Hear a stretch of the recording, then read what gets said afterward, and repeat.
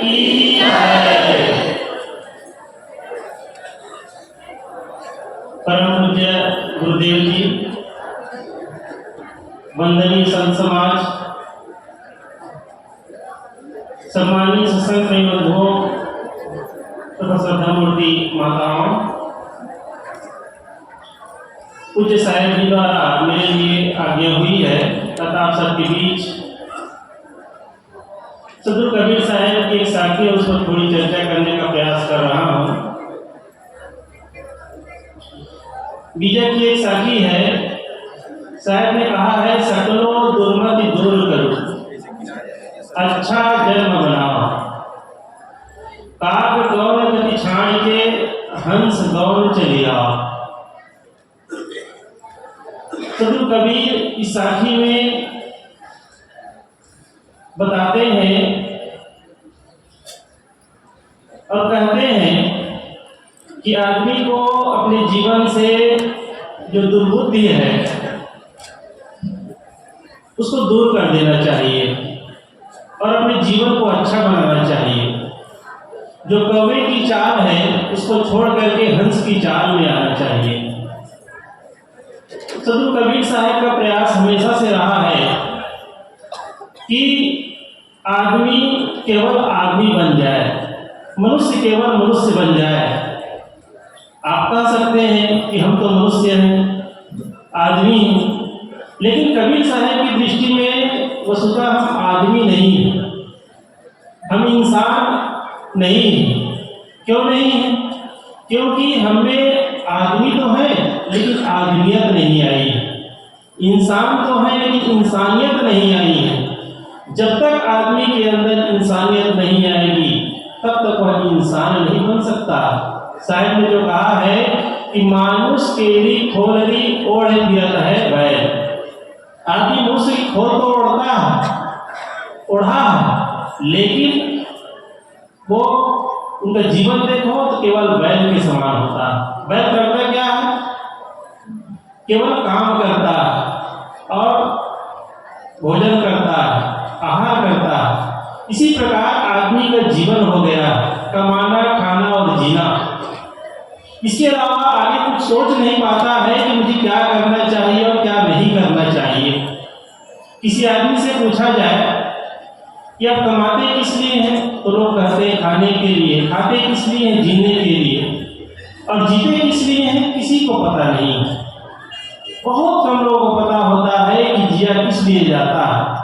हर आदमी चाहता है कि जीवन में सुख, जीवन में शांति, जीवन में प्रसन्नता आए, लेकिन आए कैसे, इसका तरीका बहुत कम लोगों को पता होता है। हम दूसरों को सताकर, दूसरों को लूटकर, दूसरों को धोखा दे करके, बेईमानी और बदमाशी करके अपने धन को तो बढ़ा सकते हैं, लेकिन धर्म को नहीं बढ़ा सकते हैं, अपने अंदर शांति को नहीं बढ़ा सकते हैं। बल्कि जितना ही हम इन सब में पढ़ते हैं उतने ही हमारे जीवन में अशांति आती चली जाती है। इसीलिए सदगुरु कहते हैं कि सकलो दुर्मति दूर करो, अपनी दुर्मति को, दुर्बुद्धि को हमें दूर करना चाहिए। लेकिन अपनी दुर्मति, अपनी दुर्बुद्धि हमें समझ में नहीं आती।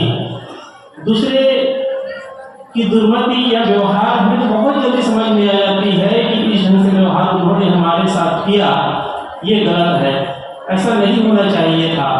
उनको हमारे साथ इस ढंग से व्यवहार करना चाहिए था, बढ़िया तरीके से पेश आना चाहिए था। लेकिन अपने जीवन को जब हम देखते हैं तो पता नहीं चलता कि हम दूसरों के साथ कैसा व्यवहार कर रहे हैं। अगर हम जो व्यवहार दूसरों से चाहते हैं वही व्यवहार हम दूसरों के साथ करना शुरू कर दें तो हमारा जीवन ही बदल जाएगा। इसलिए साहब कहते हैं कि अपने जो गलत विचार है, गलत चिंतन है, गलत सोच है, इसको दूर करने का प्रयास करो। और जब तक दूर नहीं करोगे तब तक सही अर्थ में आपको शांति नहीं मिल पाएगी, सही अर्थ में आपको सुख का अनुभव नहीं हो पाएगा। और संत जन हमेशा से यही प्रयास करते हैं, स्वयं वे मानसिक दुर्बुद्धि को दूर करते हैं, अपने गलत विचारों को दूर करते हैं और इसी की सीख समाज को देते हैं। जब दो लोग मिलते हैं आपस में तो कुशल मंगल पूछ लेते हैं, व्यवहारिक कुशल मंगल की खेती कैसी रही इस साल की, या फिर बिजनेस में कितना फायदा कितना घाटा हुआ, तो थोड़ी व्यवहारिक चर्चा कर लेते हैं। लेकिन मानसिक चर्चा कि आप दुखी हैं कि सुखी हैं, जीवन कैसे बीत रहा है, इस पर कोई चर्चा नहीं होती है। इसकी चर्चा केवल संतजन करते हैं और कहते हैं कि जीवन को सुख से जियो। संतजन ये नहीं कहते हैं कि आप धन का अंबार लगावे, धन खूब कमाओ। व्यवहार के लिए कमाना पड़ता है, जरूरी भी है, लेकिन खास बात है आध्यात्मिक शांति, आध्यात्मिक प्रसन्नता, आध्यात्मिक सुख, ये जीवन में होना जरूरी है। और ये तब आएगी, यह प्रसन्नता तब आएगी जब हमारे अंदर से दुर्बुद्धि दुर्विचार ये सब दूर होंगे। शायद कहते हैं कि अपने विचार को देखो, अपने मन को देखो कि हमारे मन में क्या विचार चलते हैं, क्या सोच चलती है, क्या चिंतन चल रहे हैं। और यदि गलत चिंतन है तो उसको छोड़ने का प्रयास करो, और सही चिंतन है तो उसको और सोचो, सही दिशा में अपने मन को लगा करके रखो। शायद कहते हैं अच्छा जन्म बनाओ, ये नहीं कहते हैं कि घर को अच्छा बनाओ, मकान को अच्छा बनाओ, या फिर दुकान को बढ़िया सजाओ, गाड़ी घोड़ा बढ़िया से होना चाहिए। शायद ये नहीं कहते हैं, जीवन को अच्छा बनाना है। जीवन को अच्छा बनाने का मतलब शरीर को सजाना संवारना नहीं, जीवन को अच्छा बनाने का मतलब है अपने मन को अच्छा बनाना। और जिनका मन अच्छा हो गया, भले ही वो समाज में कपड़ा पहना हो, समझिए कि उससे सुखी और संतुष्ट व्यक्ति और उससे धनी व्यक्ति इस दुनिया में कोई नहीं हो सकता। शायद कहते हैं काग गौ में गति छाड़ के हंस गौ में चली आओ। कौवे की चाल को छोड़ करके हंस की चाल अपनाना चाहिए। कौवे की चाल क्या है? कौवा संदेही होता है और हमेशा गलत चीज खाता है, लेकिन हंस मोती चुगता है।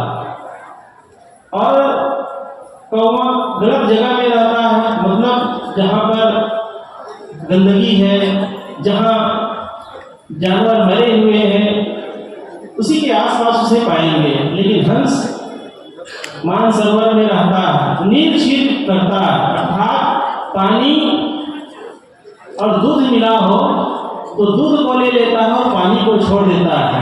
यह हंस की विशेषता है।